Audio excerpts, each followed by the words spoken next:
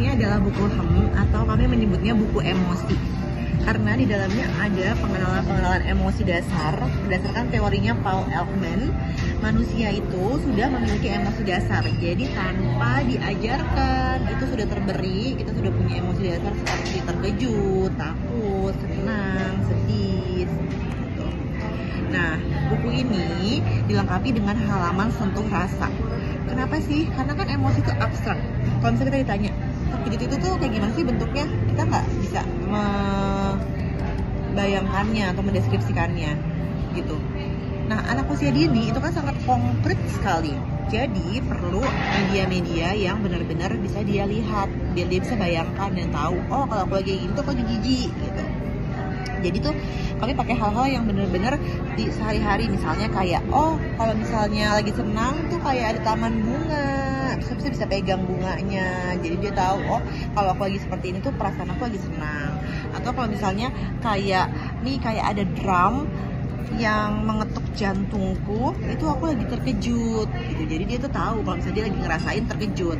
Kenapa sih penting banget anak itu mengenal emosi dasar dari dini? Karena buku ini ditujukan untuk anak usia 1 sampai 5 tahun. Penting sekali karena coba kita bayangkan kalau misalnya anak itu masih kesulitan meregulasi emosi, jadinya dia tuh mudah tantrum, mudah marah, mudah sedih karena hal-hal sederhana.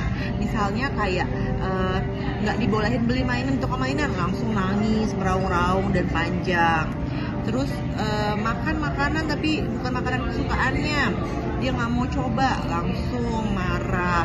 Nah, kalau misalnya hari-hari anak itu dipenuhi dengan kemarahan dan kesedihan yang berlebihan, akhirnya dia jadi nggak bisa fokus mengerjakan atau menjalankan tugas utamanya dia, yaitu bermain, mencari dengan rasa ingin tahu. Jadi dia jadi kurang bisa untuk mengoptimalkan perkembangannya. Padahal kita tahu sendiri anak usia dini itu masa-masanya otak itu berkembang secara pesat. Jadi sayang banget kan kalau misalnya masa anak itu tuh dihabiskan untuk meraung-raung, untuk sedih, untuk kesel-keselan gitu. Jadi ketika anak sudah bisa mengenal emosinya, dia tahu kalau aku lagi kayak gini, aku lagi marah nih, aku lagi kesel nih. Nah, terus dia nanti jadi lebih mudah untuk belajar meregulasi atau mengatur emosinya gitu. Jadi kayak, kalau aku lagi marah, aku lagi sedih, aku boleh sedih, tapi nggak boleh sedih yang berlebihan. Sedih berlebihan tuh yang kayak gimana sih? Terus kalau sedih yang appropriate tuh yang kayak gimana sih?